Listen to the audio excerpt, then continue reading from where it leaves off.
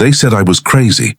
They said no one in their right mind would waste even a single dollar on a pile of rust that should have been towed out to sea and sunk years ago. But sometimes, a man who has lost everything will see value where others see nothing.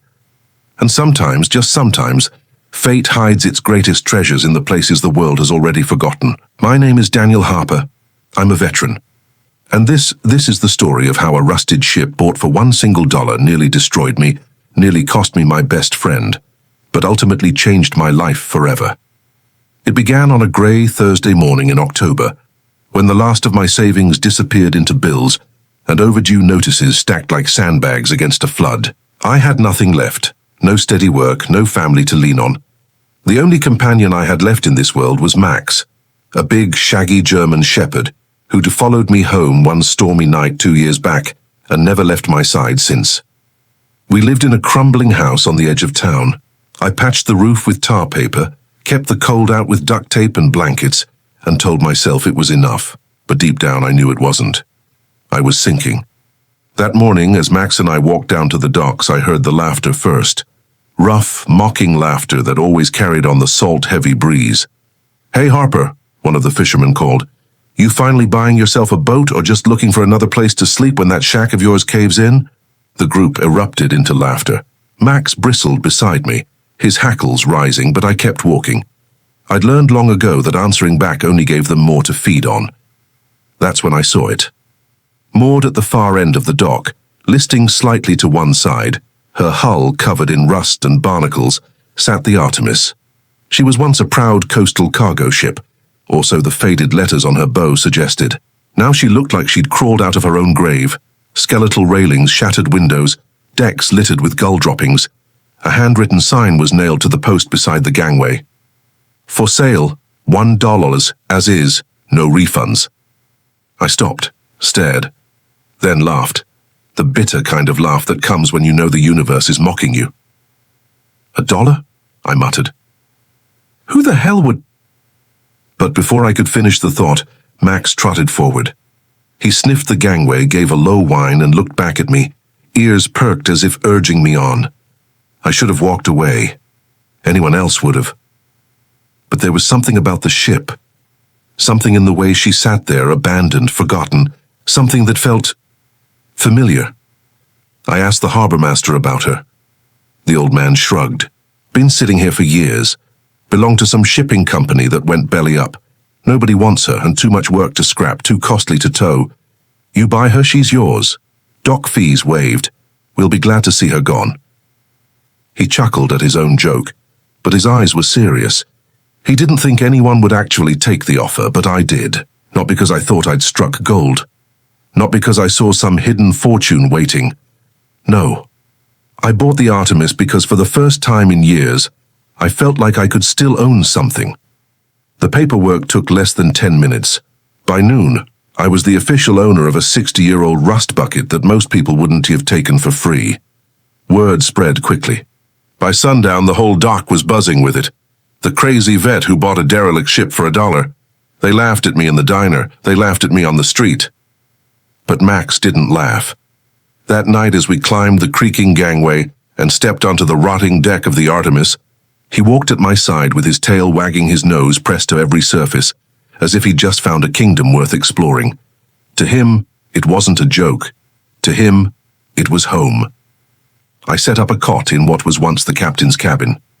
Max curled up beside me, his head resting on his paws, and together we fell asleep to the groans of steel plates shifting in the tide.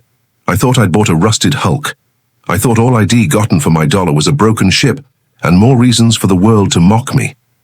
But that night, just before sleep pulled me under, I heard it. A sound. A faint, hollow clunk. Deep below decks. And Max. Max heard it too. His ears twitched, his head snapped up, and a low growl rumbled in his chest. Neither of us knew it then, but that sound was the beginning. The beginning of the secret that would soon change everything.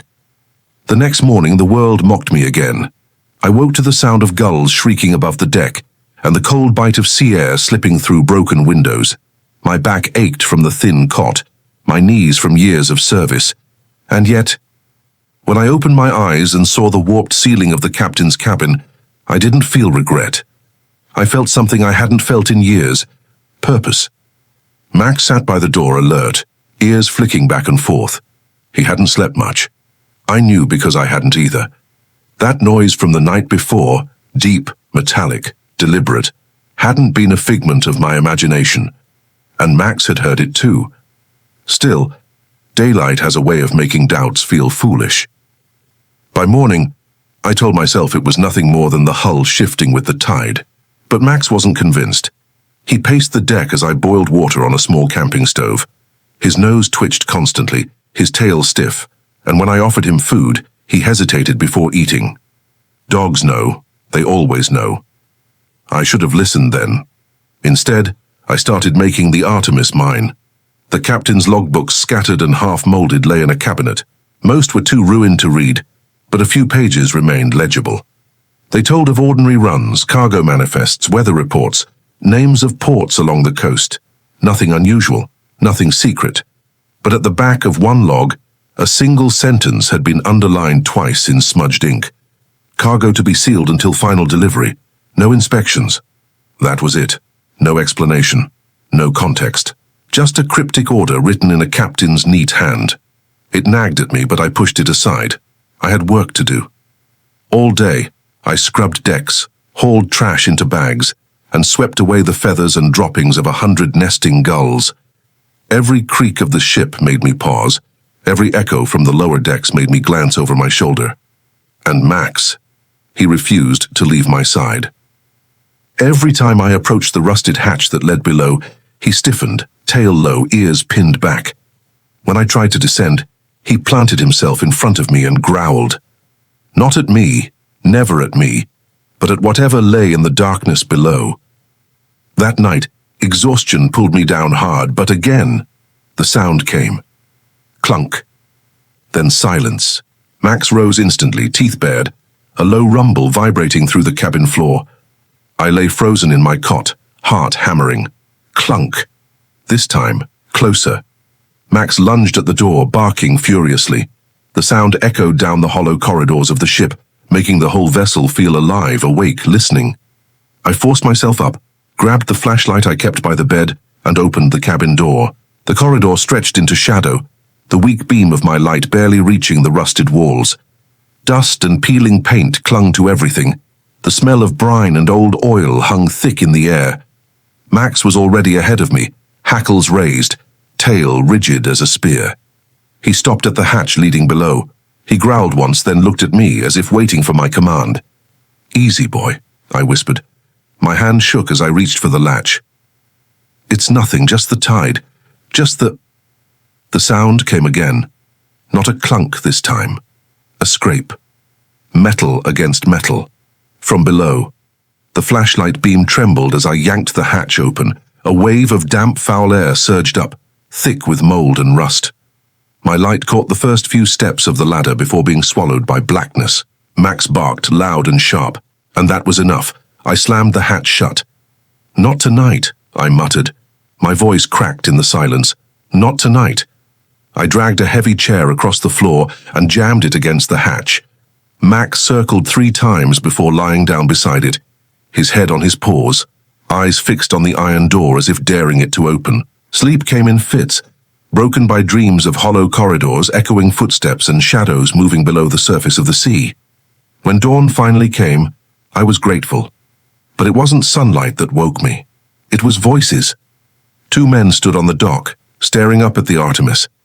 I recognized them, locals, dockhands I'd seen unloading cargo ships before. "Can you believe it?" one said. "Old Harper's actually living on that wreck. Man's lost his damn mind." "Bet it's crawling with rats," the other laughed. "Though maybe he likes it better that way. Rats don't laugh at him." Their words stung, but I'd grown used to them. What I wasn't used to was what came next.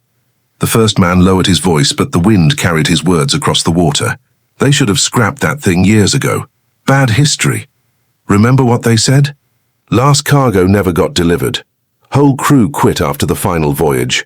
Walked away without explanation." The other spat over the rail. "Superstitious garbage. It's just a rust bucket, nothing more." But the first shook his head. "You didn't hear what I heard. My uncle worked this dock when she came in the last time. Said the company wanted her stripped, sold for parts, but then something happened. They sealed her up, paid to have her tied here, haven't touched her since." The second man laughed it off, and the two walked away. But I stood frozen on the deck, their words echoing in my head. Max nudged my hand, whining softly, as if to say he'd already known. That night, I didn't try to sleep. I set up my flashlight, found the heaviest wrench I owned, and sat by the hatch with Max at my side, because deep down, I knew the truth. Whatever was down there, it wasn't just rust and shadows, and if I didn't face it soon, it would come for us first. The third night on the Artemis was different. I wasn't trying to convince myself anymore. Something was down there, and no amount of denial, no excuses about tides or rats or rusty bolts could erase the sound of that scrape. I sat on the deck outside the captain's cabin, the flashlight across my lap, a wrench heavy in my hand. The chair still jammed the hatch shut, but even that felt like a weak defense. Max lay beside me, head resting on his paws, but his ears flicked at every whisper of the wind. He wasn't sleeping either. Hours passed. The dock quieted, the gulls went silent, and the sea itself seemed to hold its breath. That's when I heard it. A thud, then another. This time not distant, not faint, but right below me. Max leapt to his feet, a growl ripping from his chest. His nails scraped the metal floor as he lunged at the hatch, barking furiously, his body trembling with tension. I gripped the wrench tighter, my pulse thundering in my ears. Every instinct screamed at me to run. But then, just as suddenly as it started, the noise stopped. The silence was worse. I waited, frozen for what felt like an eternity. Then slowly I reached for the chair blocking the hatch. "Stay, Max," I whispered. But Max didn't stay. He shoved his nose against the hatch, whining, desperate to get at whatever was beneath us. His tail was stiff, hackles raised like bristles. I swallowed hard, lifted the chair and yanked the hatch open. The smell hit first, damp, mold, something older than rust. My flashlight beam stabbed into the black, catching the corroded ladder, the glisten of wet metal and shadows stretching endlessly downward. Max barked once, sharply, then started down the ladder before I could stop him. "Max!" His paws clanged against the steps, his body swallowed by the dark. I had no choice, I followed. The air grew colder as we descended, the ship groaning with every movement. My flashlight revealed narrow corridors lined with pipes, their paint flaking in long strips. Water dripped steadily, echoing like a clock in a tomb. Max led the way, nose to the ground, tail rigid. Every few steps, he paused, sniffed the air, then pressed forward as though following an invisible trail. Then he stopped. He stood before a bulkhead door, its surface layered with rust, its edges sealed with thick welds that looked far too deliberate. My beam caught faint markings near the bottom, letters almost erased by time. "Cargo Hold 3. Max scratched at the base of the door, whining low. His claws scraped metal echoing through the corridor. I ran my hand along the welds. Whoever sealed this didn't want it opened again. Not by accident, not by time. A chill crawled up my spine. "What the hell did they put in there, boy?" I whispered. Max growled in reply, his nose pressed against the door. I should have turned back. I should have left whatever secret lay behind that steel barrier buried. But the same feeling that had drawn me to this ship, the same gnawing sense that this was not just a wreck, kept me standing there, staring at those welds. Finally, I pulled Max back and whispered, "Tomorrow, in the daylight." But sleep never came. The next morning I scavenged the dock for tools, drawing curious glances from workers who wondered why an old veteran needed bolt cutters and a crowbar. I gave no explanations. By noon I was back at the bulkhead door with Max at my side. My hands trembled as I set to work, hammering, prying, cutting through the stubborn welds. Each strike rang through the hollow corridors, as though waking the ship itself. Finally, with a groan, the metal gave way. The door creaked, shuddered, and then swung open.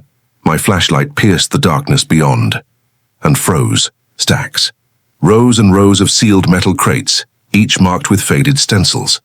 Some had foreign lettering, others bore the insignia of companies I vaguely remembered from decades past. Max sniffed the air, tail wagging slowly now, curiosity overcoming fear. He padded inside, weaving between the crates. I followed, my heart pounding. At first glance, it was just cargo. Abandoned. Forgotten. But then I noticed something odd. Every crate had been numbered, but the sequence wasn't complete. Gaps littered the rows, as though entire shipments had been removed, quickly, selectively, long ago. And then Max stopped again. He stood before a crate larger than the rest, his nose pressed to the seam. He whined, pawed at it, then looked back at me with eyes that seemed to plead. I set down my flashlight, grabbed the crowbar and wedged it into the crate's edge. The metal groaned, resistant after years of silence, but finally cracked open. Inside wasn't machinery, or tools, or supplies. It was gold. Stacks of bars, each stamped and marked, gleaming even beneath years of dust and tarnish. The beam of my flashlight caught their edges, dazzling against the dark. I staggered back, my mind reeling. My breath caught in my throat. Max barked once sharply, the sound echoing through the cavernous hold, as if announcing to the world, "Look, we found it." I sank to my knees, the weight of it hitting me harder than any battle I'd ever fought. This ship wasn't abandoned, it was hidden, and the secret it carried was worth more than I could ever imagine. I don't remember how long I sat there, staring at that open crate. The bars looked almost unreal, like props from an old war movie, but the weight of one in my hand erased all doubt. Heavy, solid, cold. The kind of cold that seeps into your bones, as if reminding you this wasn't a dream. Max barked again, circling me, tail swishing with excitement. He didn't understand the magnitude, but he sensed my shock, my awe, he always did. Gold. Not just a bar, not just a crate, but dozens, maybe hundreds, enough to buy a city block, to erase every debt, to rebuild every dream I'd long abandoned. But with that realization came another darker thought. If I had found it, someone else might be looking for it. I shoved the bar back into the crate, slammed the lid down and dragged the heavy crowbar across it like a makeshift lock. My hands shook as I wiped sweat from my brow. I whispered, "We didn't see this, Max. Not yet." But the ship had other plans. On my way back up the ladder, I caught movement near the dock. A man lingered at the edge of the pier, cigarette glowing between his fingers. He wasn't a dock worker. I knew the type. His stance was too casual, too watchful, and when he noticed me staring, he didn't nod or wave. He just flicked his cigarette into the water and walked away. Max growled low, his gaze fixed on the retreating figure. That night, I didn't sleep. I locked the hatch again, this time with chains I scrounged up from the storage locker. I tried to convince myself I was imagining things, that the man was just a curious passerby, but deep down I knew better. Gold doesn't stay hidden forever. By morning, the dock buzzed with more activity than usual. Men I hadn't seen before leaned against the railings, watching. Two argued with the harbor master in hushed tones. A sleek black SUV sat at the edge of the lot, windows tinted. Max stuck close to my side, his nose twitching, ears perked. I tried to play it off, grabbing a bucket and brush to scrub rust off the deck, pretending nothing unusual had happened, but my eyes kept darting toward the SUV. By noon, the first approach came. A tall man in a pressed shirt and expensive shoes strolled down the dock. He smiled too easily, like someone who thought they'd already won. "Afternoon," he called out. "You the new owner of this rust bucket?" I forced a smile. "That's me." "Interesting choice," he said, looking around as if inspecting the ship. "Not many folks would see value in something like this." I shrugged. "Just a hobby." He smirked, his eyes sharp. "Hobbies don't usually attract this much attention." Max growled, stepping forward until he was between us. The man's smile faltered for the first time. "Good dog," he said, taking a step back. Then he added casually, "If you ever find anything worth selling on this ship, you give me a call. We pay well for forgotten treasures." He slipped a card onto the railing and walked away without waiting for a response. I didn't touch it. That evening, as the sun bled into the horizon, I sat with Max on the deck, staring at the locked hatch. Every creak of the ship, every distant footstep on the dock, put me on edge. The gold wasn't just a discovery, it was a curse. And deep down, I realized I was standing on a powder keg. The crates below weren't just mine to find. They were bait. Bait that would draw out people who'd kill to keep that secret buried. Max rested his head on my boot, his eyes fixed on the shadows gathering at the edge of the pier. For the first time in years, I felt like I was back in enemy territory, not on some battlefield overseas, but right here at home. The war wasn't over. It had just changed uniforms. The sound woke me. It wasn't loud, just the faintest metallic rattle, but on a ship every sound carries meaning. Max was already up, ears perked, muscles taut. A low growl rumbled from his chest. I rolled quietly out of my bunk, boots on the floor, hand reaching for the rusted pipe I'd kept beside me. My body knew the drill. Stay low, control the breath, move with silence. Old ranger habits never die. The rattle came again, this time sharper. The hatch chains. Someone was trying to break in. Max pressed against my leg, eyes glowing faintly in the dim light. I crouched beside him, whispered, "Easy. Wait." A shadow moved across the narrow window of the hatch. Then came the unmistakable scrape of metal on metal, a lockpick or maybe a bolt cutter. My pulse quickened, but my mind cleared in a way it hadn't in years. Fear sharpened into focus. I crept closer. Whoever was down there didn't know the hatch. S-bolts were old, but stubborn. They weren't going to snap quietly. They needed time. That gave me an edge. I waited, pipe raised. The chain snapped with a sharp clink. That was my cue. Max lunged forward first, barking ferociously, the sound booming through the hollow ship like a thunderclap. I swung the hatch wide and came face to face with a man crouched over the lock. He froze, eyes wide, just long enough for Max to slam into him, teeth bared. The intruder shouted, scrambling back, his flashlight clattering across the steel floor. He wasn't alone.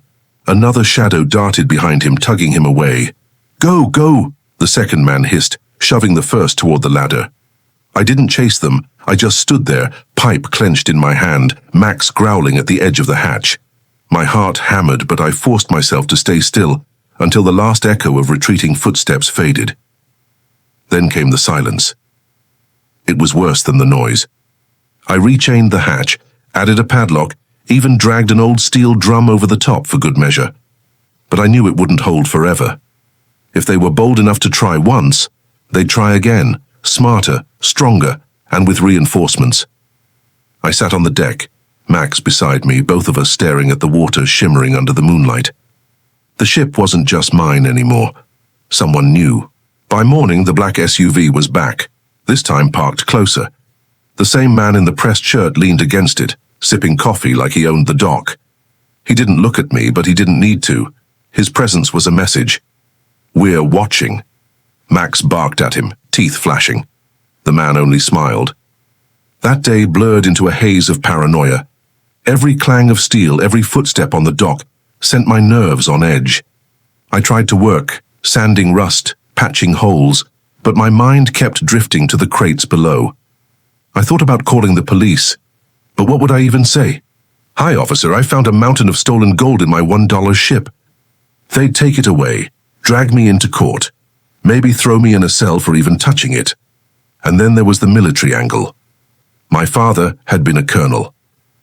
If this gold had any connection to black ops or forgotten missions, stepping into the light could mean stepping into a storm I wasn't ready for. So I did the only thing I knew. I prepared.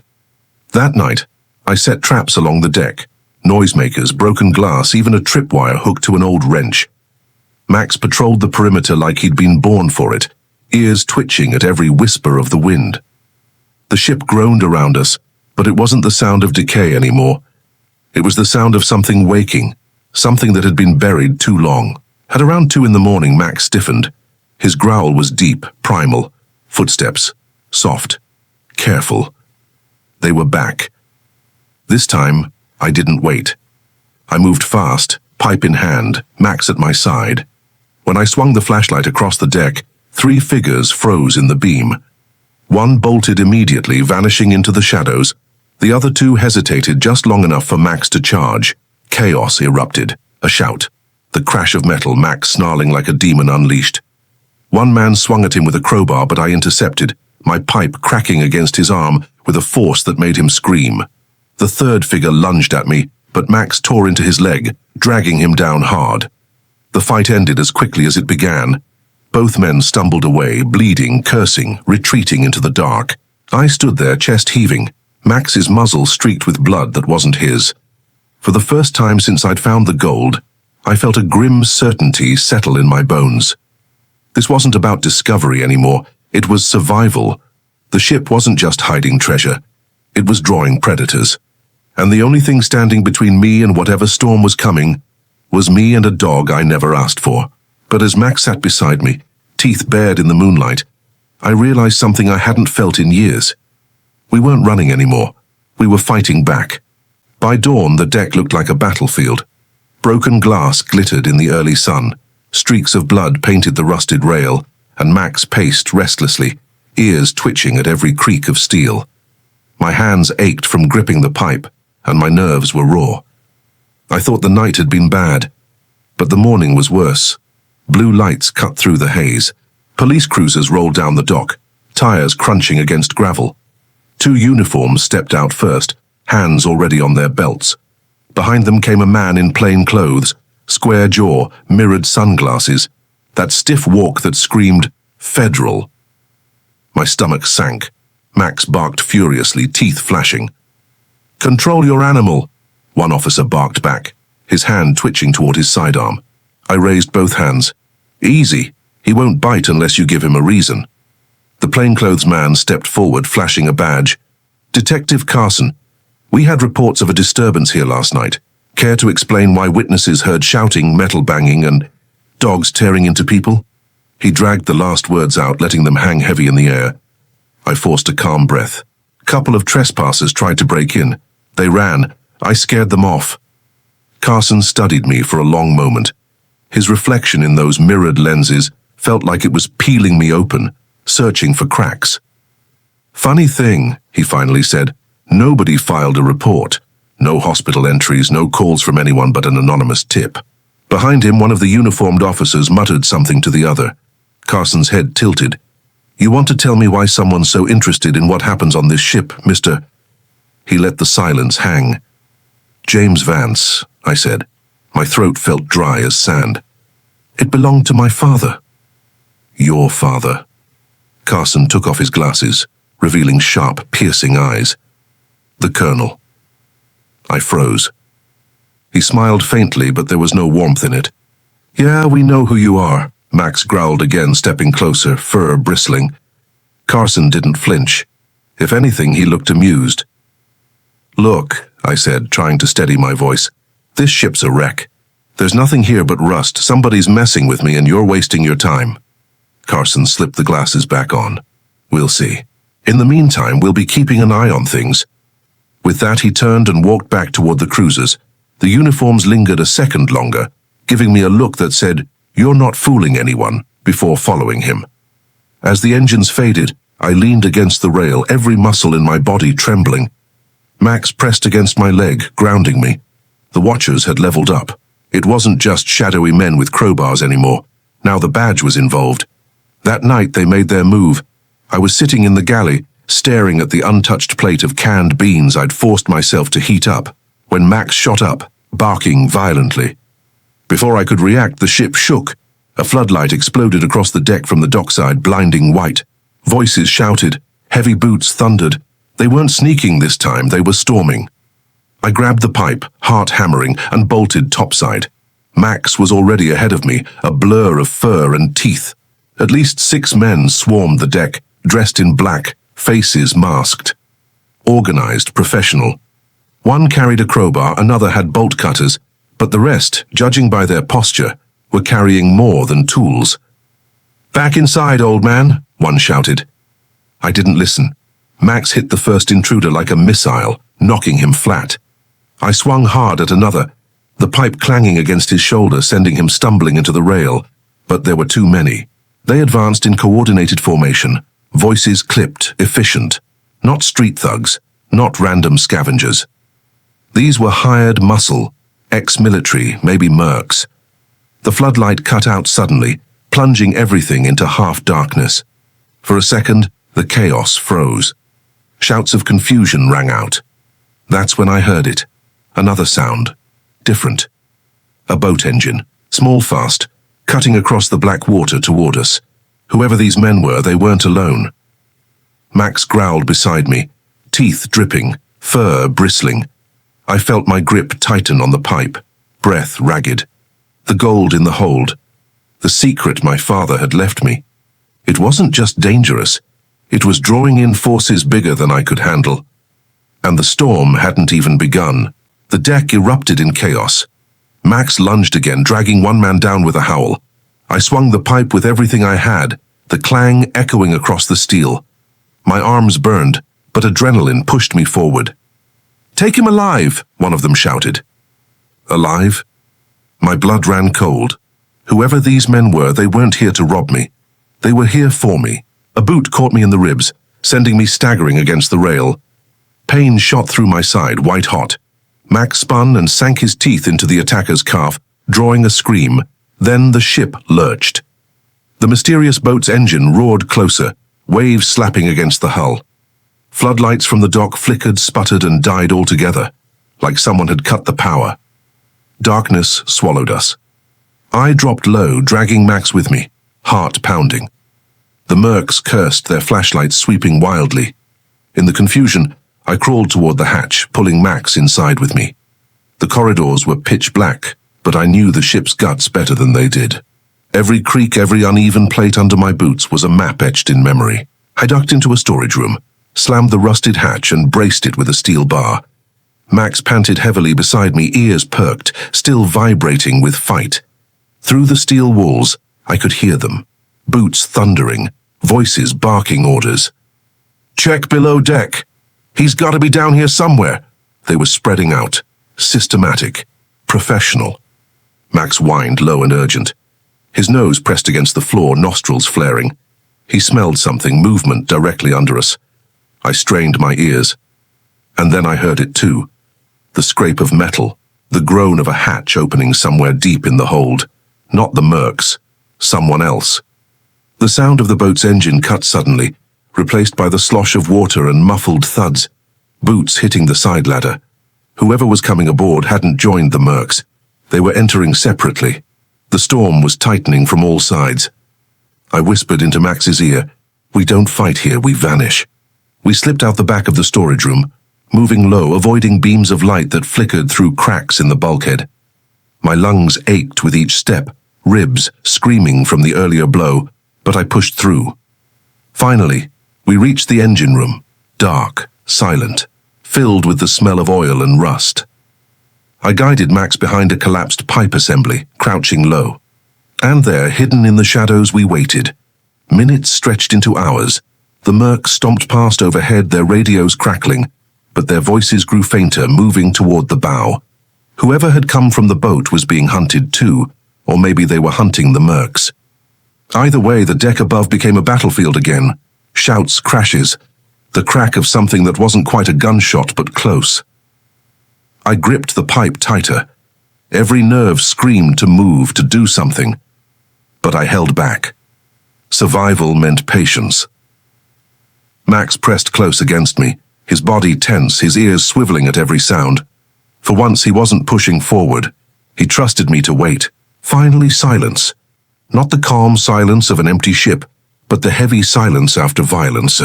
I couldn't tell if the mercs had left, if the mysterious arrivals had taken over, or if the ship was now crawling with both. But one thing was clear. The rusted hulk I thought I'd inherited wasn't just a ship. It was a magnet pulling powerful, dangerous people into its orbit. And my father, whatever secrets he'd buried here, had left me standing dead center in the storm. The silence pressed down like a weight. I didn't move. Neither did Max. Every nerve in my body screamed to act, but I forced myself to wait. Then, footsteps. Not the heavy stomp of the mercenaries, but careful, deliberate steps. A lighter tread, closer to the engine room. My grip tightened on the pipe. Max's muscles coiled, ready to spring. The hatch creaked. A narrow beam of light cut through the dark, sweeping across the room. I held my breath, praying the shadows would hide us. The beam paused, then moved again. And then a voice. Low, calm. James Vance? I froze. Whoever this was, they knew my name. Max's growl deepened, vibrating through the floor. The light swung back, steady now, aimed right at our hiding place. Easy, the voice said. I'm not here to hurt you. I worked with your father. The words hit harder than any fist. I rose slowly, pipe in hand. Max stayed crouched, his teeth bared. Show yourself, I growled. The figure stepped forward into the glow of their own flashlight. A woman, maybe late 30s, dressed in dark tactical gear, not mercenary black but practical, worn. Her hair was tied back, her face streaked with dirt and seawater, and her eyes, sharp, unflinching, met mine. My name is Claire Donovan, she said. Your father saved my life once. I'm here because I owe him, and because what's hidden on this ship, it's not just valuable, it's dangerous. I didn't lower the pipe, not yet. Funny. Everyone else on this ship tonight wants me dead. That's because they know what your father left here, she said. Her gaze flicked to Max, and from the looks of it, your father wanted you to have a partner who could help find it. Max tilted his head at her, as if weighing her words. His growl softened, though his eyes stayed locked on her. I took a step closer. Then tell me, what's inside this ship that's worth all this blood? Claire's jaw tightened. She glanced at the walls around us, as if making sure no one else was listening. Your father was part of a covert unit after the war. They weren't just fighting enemies abroad. They were securing assets, dangerous tech, intelligence, even treasure stolen in conflicts no one admits happened. This ship was one of their vaults. I stared at her. The words felt too big, too heavy to believe. A vault? Not just money, she said. Blueprints, weapons, a list of names powerful people don't want exposed. Enough leverage to topple empires. Your father locked it all in here, under the nose of everyone, including his own family. The pipe slipped from my hand, clanging against the floor, and then a louder sound cut through the hull. Engines, multiple. Boats approaching. Claire's head snapped toward the noise. We're out of time. If we don't move now, the people hunting you tonight will burn this ship to the waterline and everyone on it. Her eyes locked on mine, urgent. James, you have to decide. Trust me and I'll get you to what your father left, or stay here and you'll never live to see it. Max barked once, sharp and decisive, as if casting the vote for both of us. I exhaled, every muscle taut. All right, I said. Show me. The engines outside grew louder, waves slapping against the hull as more boats closed in. Claire didn't hesitate. She darted toward the far bulkhead, running her gloved hands along the rusted metal until she found a recessed panel, almost invisible in the corroded steel. This is it, she whispered. Your father's failsafe. She pressed her palm against a faint outline, then slid a knife blade into a hairline gap. With a groan, the panel shifted, revealing a narrow keypad so old it looked like it belonged in a Cold War bunker. Code? I asked. She shook her head. Your father never told me. Said only family would know. I stared at the keypad, my mind racing. Family. My father and I hadn't spoken much in those final years, but he'd left me the ship, hadn't he? He wanted me here. And then it came to me. A memory so small, I almost missed it. My father's hand ruffling Max's fur the day he brought him to me. His voice low but firm. Always remember loyalty first. I punched in the letters one by one. Loyalty. The keypad beeped once. Then the wall itself shuddered and slid back, revealing a steel door bolted shut with a wheel lock. Max barked sharply, as if urging me on. My hands gripped the wheel and turned. It groaned, but finally gave way. The door opened, and the vault revealed itself. A narrow corridor lined with rows of steel lockers stretched ahead, each stenciled with numbers. The air was dry, preserved, nothing like the damp rust of the rest of the ship. At the far end stood a reinforced cage filled with cases and crates stacked to the ceiling. Claire stepped in, awe flickering across her face. He really did it. I followed, my boots echoing. One of the crates had been pried open before, maybe by my father himself. Inside were neat bundles of currency. US dollars, euros, even yen, yellowed with age but still crisp. Another crate bore Soviet insignia. Inside, thick folders stamped top secret, filled with photographs and intelligence reports. Faces of men in uniforms, maps with entire regions circled in red. But it was the cage at the end that froze me in place. Inside was a heavy trunk, its iron latches locked with dual seals. My father's initials were carved into the lid. Claire approached reverently. That's it. Whatever he thought was too dangerous for the outside world, it's in there. I knelt, fingers brushing the lock. It wasn't just a trunk, it was a coffin for secrets. And for the first time, I felt the full weight of my inheritance. Max padded up beside me, nose pressed to the trunk, whining softly as if he sensed the gravity of the moment. I opened it. Inside, beneath layers of oiled cloth, lay rows of notebooks, each one meticulously labeled in my father's handwriting. But beneath the journals were objects wrapped in cloth. I pulled one free and unwrapped it. What I held was a polished silver cylinder no bigger than a flashlight, its surface engraved with codes. Claire's face went pale. That's a prototype detonator, the kind they swore was destroyed decades ago. James, this isn't just treasure. It's a kill switch. I swallowed hard, staring at the thing in my hand. Around it were more blueprints for weapons I couldn't begin to understand. Names of companies and politicians, and documents tying everything together in a spider's web of corruption that spanned continents. My father hadn't just left me wealth. He'd left me leverage enough to shake governments, topple corporations, and put a target on my back forever. The boats outside slammed into the hull. Voices shouted. Metal clanged as grappling hooks secured. The mercenaries were boarding. Claire grabbed my shoulder. We have to move, now. If they take this, it won't just be your life at risk. It'll be millions. I looked down at Max, steady and watchful, waiting for my choice. The weight of the journals in my arms felt like holding the world itself. And I knew without question that nothing about my life or his would ever be the same again. The deck above thundered with boots. Shouts echoed down the rusted corridors as metal clanged against metal. They were inside. Claire's face tightened. James, we don't have time. If they reach this vault, it's over. I looked down at the trunk of notebooks, the crates of currency, the sealed files that could collapse governments. All of it sat before me. An empire of power and corruption, locked away for decades, waiting for someone bold or foolish enough to claim it. And somehow, that someone was me. Max growled low, his eyes fixed on the shadows creeping closer from the passageway.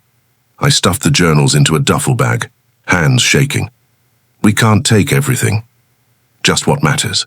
Claire grabbed the silver detonator cylinder, wrapping it in her jacket. Then this comes with us? If they get their hands on it, cities burn. A flashlight beam cut through the darkness outside the vault. Voices barked orders. Then gunfire cracked, the deafening sound rattling the steel walls. Bullets sparked off the frame as armed men stormed forward. Max lunged first, teeth bared, forcing them back a step, as his snarls echoed like thunder. I slammed the vault door shut, spinning the wheel lock until it ground tight. The mercenaries pounded against it instantly. We can't hold them, Claire hissed. I pulled a flare from my pocket, lit it, and jammed it into a fuel line that ran along the wall. Flames hissed to life, eating down the corridor. Then we make sure they can't take it either. Her eyes widened. You'll sink the ship? I nodded. If my father buried these secrets, he did it for a reason. Better rusted away at the bottom of the sea than in the hands of killers. The fire spread quickly, smoke curling into the vault. The pounding outside grew more frantic, men shouting in panic. Max barked twice, then sprinted toward the secondary hatch Claire had found earlier. He stopped, tail whipping, waiting for us. Smart dog, Claire breathed. We ran. The narrow passage groaned around us as the ship shuddered. Explosions cracked as ammunition in one of the lockers ignited. Heat slammed against our backs, and the air filled with acrid smoke. By the time we reached the deck, the ship was already leaning hard to starboard. The mercenaries' boats bobbed nearby, their crews screaming orders. Some jumped back to the water, trying to cut lines before the sinking hulk dragged them under. I tightened my grip on the duffel. Claire clutched the detonator, and Max stood between us, steady as stone, his gaze locked on me like he knew what came next. The deck groaned one last time. Then the ship lurched violently, throwing us toward the rail. I caught the rigging with one hand, my other gripping Max's collar. Claire shouted something I couldn't hear over the roar of collapsing steel. Then we leapt. Cold seawater swallowed us whole. The shock tore the breath from my lungs, but I held on to Max with everything I had. His powerful strokes guided us up, and when we broke the surface, Claire was already there, clutching the duffel and gasping for air. Behind us, the ship gave one last metallic scream before it rolled, groaning, and plunged beneath the waves. The mercenaries' shouts turned to panicked cries as their own boats capsized in the violent current. And then, silence. Just the hiss of waves. The vault, the fortune, the weapons, the secrets, they all vanished into the black depths, swallowed by the sea forever. But in my arms, I still held the journals. The truth my father wanted me to find. The truth Max had led me to. We dragged ourselves onto a fragment of floating debris, shivering, the night sky opening above us in 1,000 glittering stars. For the first time since stepping onto the rusted wreck, I felt a strange calm. Claire leaned against me, eyes on the horizon. "You just buried billions, James." I nodded. "Some treasures aren't meant to be claimed, but the story doesn't end here." She glanced at the duffel. "No, it doesn't." Max curled at my side, exhausted but unbroken, his fur slick with seawater, his head resting against my chest, and in that moment, I realized the billion-dollar secret wasn't just what lay in the vault. It was loyalty. The kind my father had carried to his grave, the kind Max had shown me every step of the way. Loyalty that outlived wealth, secrets, and even war. The world would never know what had sunk with that ship. But I would, and thanks to my dog, the one soul who never wavered, I would carry it forward. Not as a curse, but as a legacy.